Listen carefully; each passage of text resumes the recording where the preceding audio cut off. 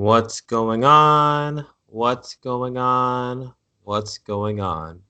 Today is October 6th, 2019, and if you are listening or watching, you are listening or watching to the Marcelin Brothers podcast. MBP, it has been a long time since we've last spoken to each other. We are in a new month. We are in fall. Seasons are changing, but it's still hot in South Florida. But it's good to be back on the air. It's good to be able to see all the beautiful faces on YouTube. It's great to be able to communicate with on my MBP crew. So I am glad to be able to share another current events talk with each and every one of you. Been a lot of stuff that has gone on since the last time we spoke. I'm trying to think highlights. I think we spoke about my vacation with my beautiful family. That was something that happened. But I think since then, some big things that have gone on are ended up going up to Georgia for a little trip. Came back. That was a good time. I think I did talk about that during the last podcast. So maybe it hasn't been as much of a time that I thought. But this past weekend was a good weekend. Looks like we're going to have a new addition to the family with regards to not our personal internal family, but some more extended family. So my brother-in-law just proposed to my future sister-in-law. So we are definitely looking forward to introducing them to the family. So it was good times, great fun. And, today we did some hanging out, an opportunity to have a guys week end with brothers-in-law. So that was good times. But, we're back at it for another episode. So I think some of the topics that I want to discuss on this current episode, we're going to talk about some finances. So a couple of topics that we're going to be talking about on this episode are going to be 529 savings plans and also financial independence. So finance has become one of my more passionate areas of interest within the last few years. And I think a lot of this is because in order to be able to have a comfortable type of lifestyle, finances is something that is important for us to be able to get a better handle on. So I think two of the topics that I'm going to be talking about today will help elucidate some myths. It'll answer some questions and hopefully it will provide for a better outlook when it comes to us as our MBP crew when it comes to look at finances. So before we go further into this podcast, I have to make sure that I do show this disclaimer. And again, I am not a financial advisor. Please do not take any of the information that I will be speaking upon this podcast as actual legal or financial advice. This information that we will be talking about today is more from an educational and more of a storytelling type of thing. So please don't take this as actual information, but just take this as enjoyment. Take this as just listening to, good conversation, but do not take this as actual formal financial advice. So one of the periodicals that I do subscribe to, I get emails from this company, is savingsforcollege.com. So I get an email, once every couple of weeks. And the name of this article that I want to share with you guys is entitled Families Are Saving More Than Ever in 529 Saving Plans. So first off, just to give a little bit of background on what a 529 plan is, 529 plans are going to be a type of savings plan, a tax advantage plan that allows for individuals to contribute finances to college students for college type activities. The reason why these plans are important are that families are able to contribute finances, gives money into an account. And when you use these gifts, these finances in the special 529 plan, the growth in the 529 plan is able to grow, without any type of penalty. They grow tax deferred and they are tax free. if you are able to make any type of expenses if they're withdrawn for specific educational expenses. So this is good when we have a goal in mind to be able to save for going to college, anything that has to deal with education in college. Monies in this 529 plan are able to grow tax deferred. So when you put monies into this account, usually you will be investing in some type of mutual fund or index fund. So anytime that the market goes up and these funds end up going up in worth, generally there are going to be taxes that are involved if it wasn't in this special 529 plan. But because it is in this special 529 savings plan, the growth in this account, you are able to not have to worry about paying for the taxes of these growths if you are able to, at the end of the day, when you're going to be having expenses, if you do use it for college reasons. So an example of this would be, hey, I'm saving for tuition for Ophelia. I put my money into the 529 savings plan. Time for her to go to college. Tuition bill comes into the mail. I pull out, the tuition costs from the 529 plan account. I pay it. Boom. No taxes on the growth. I don't have to worry about paying some sort of penalty to the IRS. I don't have to worry about paying anything extra because that is in the special 529 plan. So the goal of this is to be able to use monies, letting them grow and not have to pay taxes, because we all know that in the United States of America, anytime that you do make money, there is going to be Uncle Sam who is looking at getting his cut. So when we are looking at the 529 plans, this is one way for us to be able to put money in there and we're able to not have to worry about paying for taxes. So that's a little bit of the background on the 529 plan. Maybe on a future podcast, we can go further into what the 529 plan is, but that's just to give the background. All right, so this article was written by Catherine Flynn, and it was written on September 27, 2019.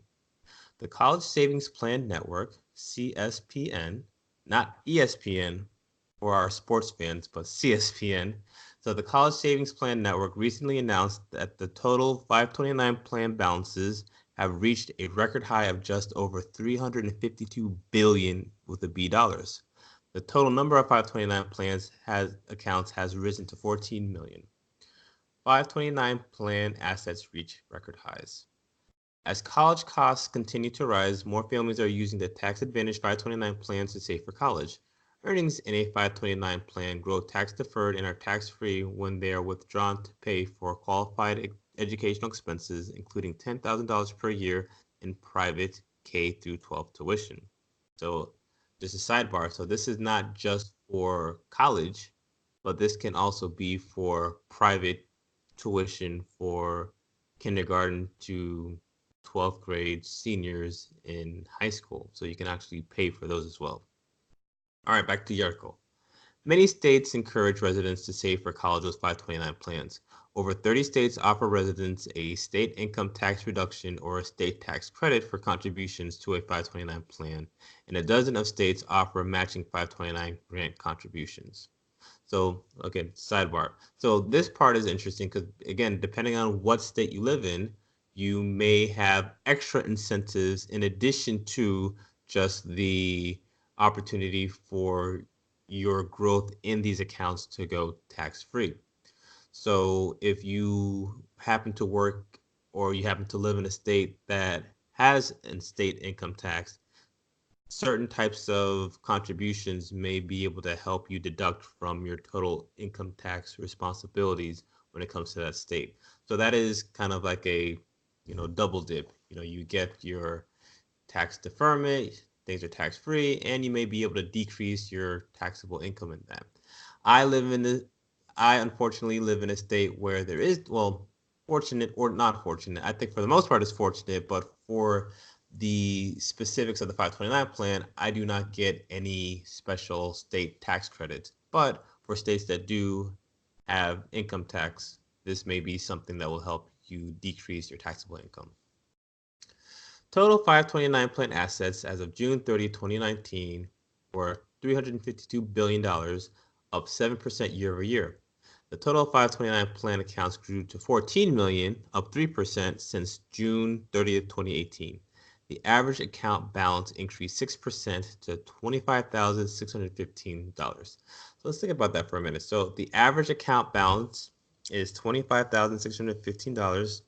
So again, a lot of that just depends, you know, for the monies that you are saving. Are you saving these monies for a student who will be going to in-state tuition, in-state school? Will this be an out-of-state school? Will this be a private school? So $25,615, if you're going to a state school, that could cover all of the expenses that you need for tuition, at least for those institutions. So I think that's pretty good if that's what the average is. At least you'll be able to take care of the actual tuition piece. Now, of course, you're going to have your room and board piece, but hopefully we have more time for those funds to grow. All right, so more details with regards to what we found in 2019. What it says here is that the largest 529 plans include the largest advisor sold 529 plan is Virginia's College America 529 plan with $66.4 billion in assets and 2.3 million accounts. The largest direct sold 529 plan is the New York 529 College Savings Plan program, the direct plan, with $26.8 billion in assets and more than 879,000 accounts. And the largest prepaid tuition plan is the Florida's State Stanley G. Tate Prepaid College Plan with $12.6 billion in assets and 513,000 accounts. All right, lack of awareness about 529 plans. Although 529 plan usage is rising, families are still not saving enough. In fact, less than 18% of children under the 18 years old have a 529 plan account. Experts agree that this is low figure due to a lack of awareness of 529 plan and their tax benefits. A 2019 study from financial services company Edward Jones found that only 67% of Americans could identify 529 plans as an educational savings tool. Students without college savings will likely end up with too much student loan debt. Parents should aim to at least save for 1/3 of the total projected college costs and cover the remaining 2/3 with income and student loans. A student's total amount of student debt should be less than what they expect to earn during their first year out of college. So that's a pretty good rule of thumb to think about. So again, these are recommendations. Of course, these recommendations may not actually come to fruition, but these are at least some tips and goals that parents who are listening to this should think about when they are starting to have the conversation with their children about what can we afford for college, what are some things that would be able to help you start off on the right foot, because it's a juggling act. You don't want too much. I mean, you want to give the opportunity to be able to go to school, but you don't not want your child to be starting off in school with, 6 figures in debt and they're already drowning and they haven't even been able to make their first paycheck. So that is something interesting to take a look at. All right, back to the story. Parents who use other types of accounts to save for college, such as traditional savings accounts or mutual funds, miss out on the potential tax-free compounding offered by 529 plans. Over a third of our children's cumulative 529 savings will come from investment earnings if they start making contributions when their child is a newborn. The earlier you save in a 529 plan, the less you will have to contribute in order to reach the same goal. So again, that's a pretty good piece to take a look at. So when you're looking at your 529 plan, again, this 529 plan is going to be, if you're looking at trying to save funds for college, you're going to have this is a plus if you're looking at 529 plans. If you're just saving money and, from your pay account and you just put into a savings account, you're not going to have that money using compounding or significant compounding interest to be able to make money from the money. You think about your traditional savings accounts, they may have, zero point 0.5, 0.75. If you're getting up to 1 or 2, that's crazy. But when you're looking at these 529 plans, you not only have money going into account, you have the opportunity to be able to make money based off of what investment vehicle that you're using. And then again, you have that tax-free compounding effect that you're going to be able to have from the 529 plans. Even if you put money into a savings account, if you do have a savings account with, a fraction of a percentage, you're going to have to pay taxes on that fraction of the percentage. So again, using the 529 plan will help. And especially if you're starting as soon as a child is born, you have potentially 18 years of compounding interest to be able to make more money. So that's where they're saying here that a lot of the tax-free compounding effects you will get when you end up being able to use the 529 plan. So this is something that you're going to be able to have that you won't have for a traditional savings account. If you look at a mutual fund and a brokerage account, yes, you do have compounding interest, but again, you have to remember this is going to be into a brokerage account. So anything that is made, you're not going to have any type of tax savings. You're not going to have any type of special tax advantage support from this because you're just going to have to pay monies based off of what you end up making. So that's why the 529 plan is so important. All right. So the next part of this article says, how much can you contribute to a 529 plan? Almost anyone can contribute to a child's 529 plan, including parents, grandparents, uncles, aunts, and friends. There are no annual contribution limits, and contributions up to $15,000 per donor per beneficiary qualify for the annual gift tax exclusion. Each 529 plan has an aggregate limit, which is based on the cost of a 4-year degree from an expensive private college in the state where the 529 plan is administered. So, for example, New York's 529 plans have an aggregate limit of $520,000. With superfunding or 5-year gift tax averaging, 529 plans can be an effective estate planning tool for grandparents who want to leave an educational legacy. Contributions up to $75,000 per donor per beneficiary are excluded from gift tax if the contribution is spread as if it were made over a 5-year period. This allows married grandparents to potentially shelter $150,000 per grandchild from their taxable estate while retaining control of the 529 plan funds. However, if a grandparent revokes the funds in the 529 account, the assets will be added back to their taxable estate. Parents and grandparents may also fully fund a child's college education with one large 529 plan contribution. Taxpayers are not subject to gift tax or generation skipping transfer tax unless their total gifts that do not qualify for the annual exclusion exceed the lifetime gift and estate exemption of $11.4 million. So the last part of this article essentially is saying that if you are using 529 plans and you want to be able to give, you're able to give up to $15,000 without having to worry about being penalized underneath the annual gift tax inclusion. So this is something that is good if you're trying to have different shelters of where your money goes without having to worry about paying taxes on this. So that is something that some individuals will use as a tax avoidance tactic. And then again, with being able to use 529 contributions, it's a great way for you to be able to give money. You don't get in trouble for it as far as being penalized with regards to taxes. And the beneficiary is still somebody who is in your family. So those are some legal ways to be able to do that. So at the end of the day, the article is over, but I think that 529 plans are definitely great tools that we can use to be able to do something positive when it comes to our children or our grandchildren or children that are in our family that are trying to better themselves from an educational perspective. So this is something that I want to make sure that my MBP crew is aware of. So as you start planning for college, realize that you do have opportunities. There are special funds you can look at that allow for you to be able to maximize your savings, maximize your tax tactics, and again, be able to help benefit somebody who is in need of these special gifts. So I hope you guys enjoyed that article.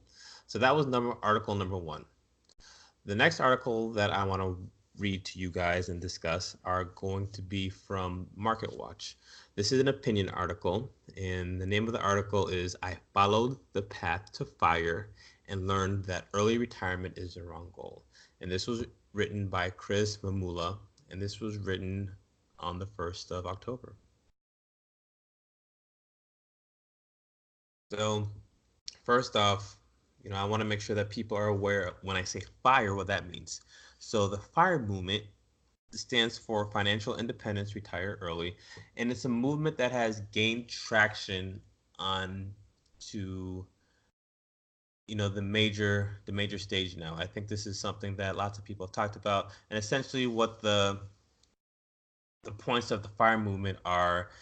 I make a lot of money to be able to, not even, I can't even say a lot of money. I want to make sure that I am able to make money to the point where I am able to take care of myself, not have to worry about a steady 9 to 5, a W-2 type of job where I have a boss that I need to, clock in and clock out. I essentially can live life independent of a boss. And with that, I can retire early and do whatever I want to be able to do with my life. So that essentially is how some people will categorize the fire independence retire early movement.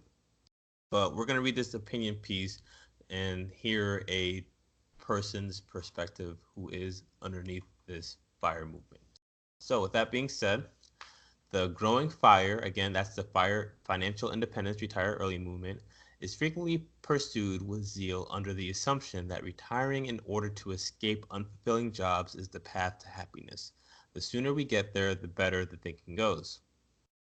But sometimes that makes us less happy, at least for a while. I experienced this in my own quest for early retirement, and I discovered that this is a common experience for others as well.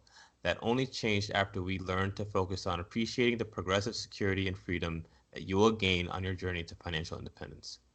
Many people reading this are capable of saving more than the commonly recommended 10% of your income. Doing so would enable you to become financially independent long before the accepted retirement age, but it can be hard to do something so out of step with those around you. Stories from the fire community can have the opposite effect. The most dramatic stories tend to draw the most attention. Some people report saving upward of 70% of their salaries and retiring as early as their 30s or even their late 20s. These stories can be inspirational as well as illuminate lessons and principles that can be applied to your own finances. Creating a new normal can be incredibly powerful for those looking to change their financial future. Unfortunately, this can also lead to a different comparison.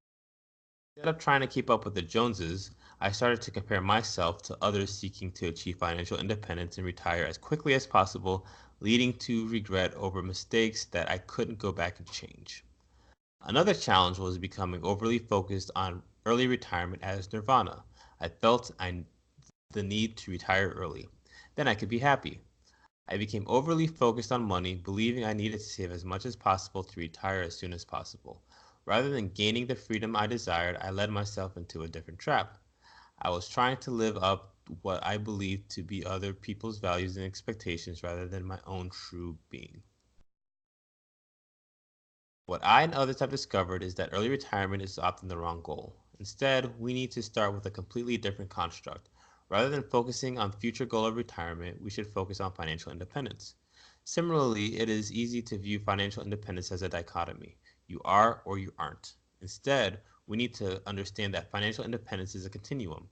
We start to gain freedom and power the instant we make a choice to pursue it. Getting your net worth to zero begins to give you options. Most people go through life with debt from credit cards, student loans, credit cards, and other consumer debt. On top of that, the largest expense for most people is housing, with a rent or mortgage payment due at the end of each month. For many people, the next paycheck is already spent paying for past decisions.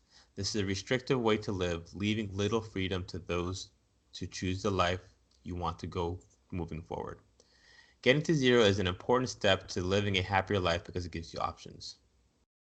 Starting to accumulate even small amounts of wealth can provide feelings of peace and security. When things go wrong, as they inevitably will for all of us, you're in a position to handle them with far less stress. Rather than waiting until becoming fully financially independent when your assets will support your spending indefinitely, you can progressively exercise your increased freedom to live a better life. Maybe you want to stay at home, be a stay-at-home parent, or have both parents cut back work while the kids are young. Instead of waiting until full retirement, you can start fitting in work around your life while you are in a position to enjoy it rather than trying to squeeze in life around work while delaying gratification until retirement. Others may choose to start a business they would otherwise be afraid to launch or switch to a lower paying but more rewarding career.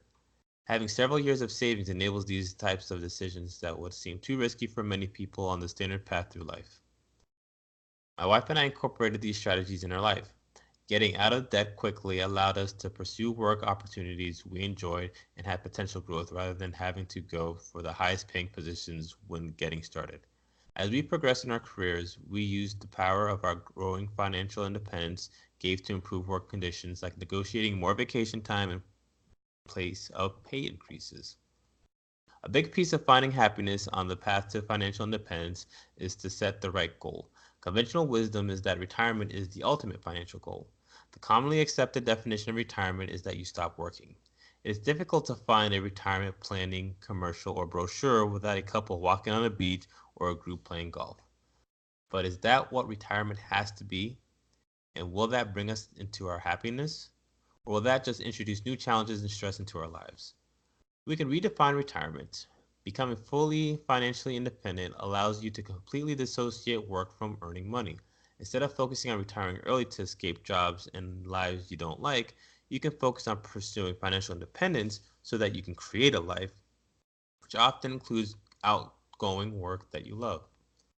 My wife cut back to part time location independent work after the birth of our daughter. A few years later, I left my career to completely be a stay-at-home parent, blogger, and writer with no idea how much or even how I would make any money. We both continued to work, but our lives could not look or feel any different than they had before we understood the power of our level of financial independence gave us. We have the things we wanted from retirement. These include more time with our daughter and one another, the ability to get outside and pursue hobbies we are passionate about while we have our health, and simply having the space in our lives to be present with others. This is possible without the feelings of scarcity and uncertainty that can accompany traditional retirement. Retirement can be a time of leisure if that is what you choose. But the key is realizing that you get to choose. Freeing ourselves from both the need to work for money and the artificial construct of what retirement is or should be allows us to lead more impactful and rewarding lives than we previously realized were possible. So, that is article number 2. And we, possibly MVP, just let me know if you want to hear more specifically about what the fire movement is and specifics on how to get to that point. But the purpose of this article is more to help us think about and understand, you know, we all have goals in our work lives and we all have ultimate goals in our personal lives. And specifically with this fire movement, it all, I think the stressing that a lot of people have done is they stressed on the retirement early piece. When we do think of retirement, what do we think of? And that seems to be this pie in the sky type of goal that we all have. And even the article says it. You can't, whenever you talk about retirement, you can't help but see on the different commercials individuals who are leisurely, they're walking around on the beach, they're playing golf, and that is the portrayal of what retirement is. But, one, what is your thought process between retirement? Why is retirement something that is so so many of us want to try to be able to achieve? Is it retirement itself? What is it about retirement? Is it the opportunity to not work anymore? Is it the fact that you don't have a boss anymore? Is it the fact that you can live your own life and you only have yourself to answer to? So if those are the things that are attractive about retirement, well, is there something that we can do currently that will allow for us to be able to have our cake and eat it too without having to worry about being in retirement? So what I'm saying is that, is there a way for us to be able to have monies? Is there a way for us to be able to have an income, but also have those fun things all encompassing into one? And I think that is something that as American society, maybe that's something that we need to take a look at a little bit more. Is there a way for us to be able to be happy in the position that we are in now? And I think that's why a lot of people envy people who are retired because they want to get to that point because maybe they're not happy with the careers that they have chosen, or maybe they're not happy with the specific jobs that they're at. So is there something that we could do currently while we are working that helps us have that type of information? So that's one thing that I want to leave with the group. And then number two, I think the point for the whole financial independence retire early is, again, instead of focusing on the retirement early piece, why don't we take a look at the financial independence piece? This article discusses how when an individual who does not have to worry about where money is coming in every day has an opportunity to be more bold in career paths. They talk about in this article how the author and the wife ended up wanting to cut back from full-time work to part-time work and to call their own shots on the environment that they want to be able to work in. And I think for the normal 9 to 5, 40-hour a week person that is dependent on money because they're living paycheck to paycheck, there are certain things that you may want to do, but you can't afford to do, or mentally you're afraid to ask for because you are so dependent on that job. And again, this myself included, if you are financially independent, you may be able to have more risk. You may be able to call your shots a little bit more because you're not worried of what the repercussion would be. And if you are able to call your own shots, maybe you don't find it in one particular job, but maybe you'll find a job that is okay with those type of demands because of the skill set that you have. So being financially independent, meaning that you are able to support yourself without having a, 9 to 5 type of job. Perhaps you're able to live off of investments. Perhaps you're able to live off of savings, whatever vehicle you have, that is something that you can use to call the shots if you want to go back into the workforce. And when you have that type of freedom, it allows you to be bold in the things that you do. And also, another thought with this whole financial independence, retire early movement is, maybe the goal is instead of working full time, being done, and then being away from everyday work, maybe financial independence could allow for you to be part time. Or, if the stress that you had in wanting to retire is because every single morning you were working up at a certain time, you didn't have any time for yourself, you did not take time off, then maybe you can find a gig or a situation where you don't have to work as much, you're more part time, you have an opportunity to be happy doing what you want to do. So from that standpoint, yes, you may financially be independent. Yes, you may be able to enjoy yourself and vacation and do the things that you need to do. But at the same time, you don't necessarily have to worry about living off of solely your 401k or your 403b or your retirement funds and be stressed out about how the market is because you're still having money that is supporting yourself. So everything else is gravy. So that's something else to think about as well. And that's something that you can do when you're financially independent.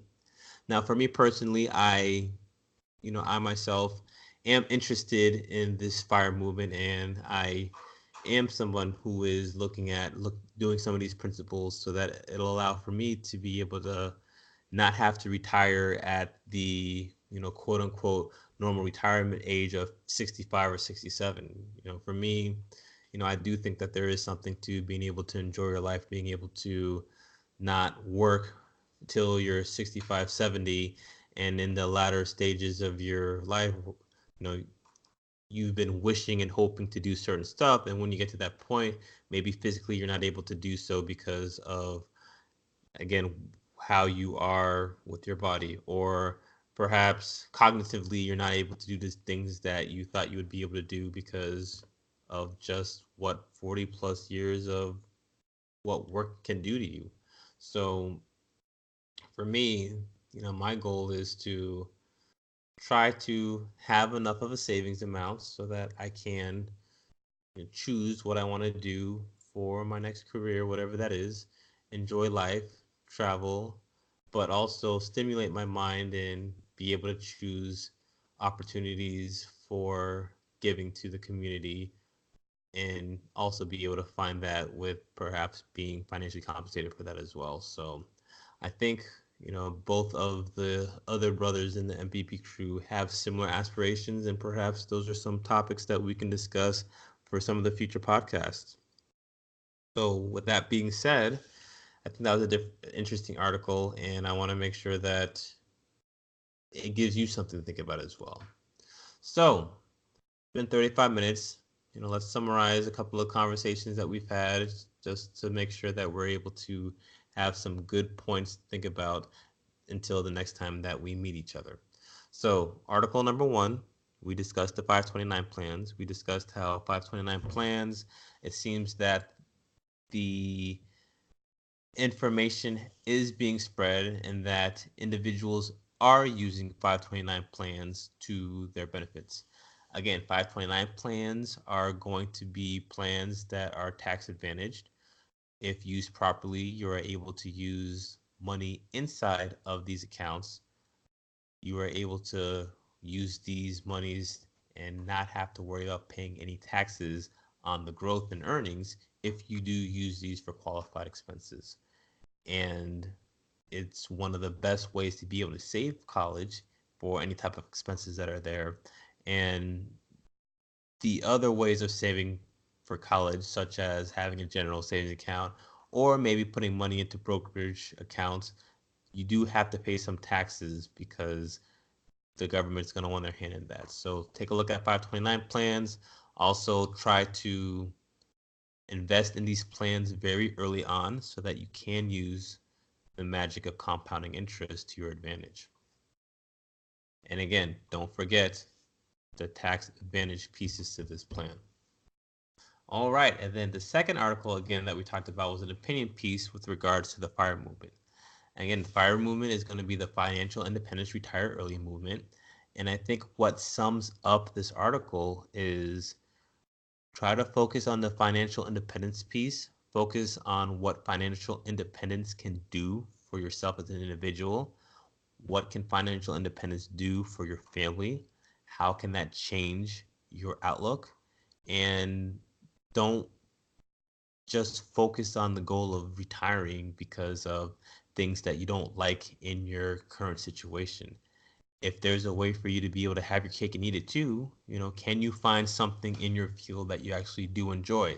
Can you find, and maybe it's not in your field, can you find something outside of your field that makes it happy? Is it the 40 hours a week? Is it just the stress of deadlines and it's something that is just not you when you initially went into your field? Is there a way to be able to have a career so that you don't feel like you have to retire because you want to get away from it and you can enjoy what you're doing and not have to worry about relying on your pension funds or relying on your actual retirement funds and be afraid of how the stock market goes. If you're able to delay when you retire because you enjoy it, then maybe that's a good thing. But again, remembering that instead of focusing on the retire early piece, focus on what financial independence can do for you. And if that is something that's important, then focus on that so that you can call your shots. You're able to have your cake and eat it too with being paid for something that you enjoy to do, but at the same time, not feeling forced that you have to do something that you don't want to do that for the most part will make you want to retire so that you're not having to deal with the things that you're dealing with at work. So again, those are the two articles. MBP, I want to say thank you again for listening to an awesome, awesome, awesome financial peace talk. Again, this information that I shared should not be considered as financial advice. Again, I am not a certified financial planner. Just think of this again as information that you're listening to for your own viewing and listening pleasures. With that caveat, thank you again. If you would like to listen to stories like this or other stories, please make sure you reach out to me. You can contact us at marstonbrothers@gmail.com. You can find us on any type of platform that you can listen to your podcast. And we also have a YouTube channel on YouTube. So look for us. We are at Marston Brothers Podcast. So look for us there. And with that being said, Marvin and Christopher, they're working hard right now. They're doing what they need to do to serve our patients. So They are looking forward to joining the podcast very soon. So they definitely send their regards and they're looking forward to hanging out once again with the MBP crew. And again, to my people, thank you again for listening. I hope you enjoy it. Please, please, please leave a great 5-star review because you like this podcast. And feel free to put comments on the feedback piece and let us know what different things you want to talk about on the future episodes. So that being said, it is Sunday night. Tomorrow's Monday, so I got to let you guys go so I can get ready for the week. But thank you again for another awesome episode, and we will check you guys out later.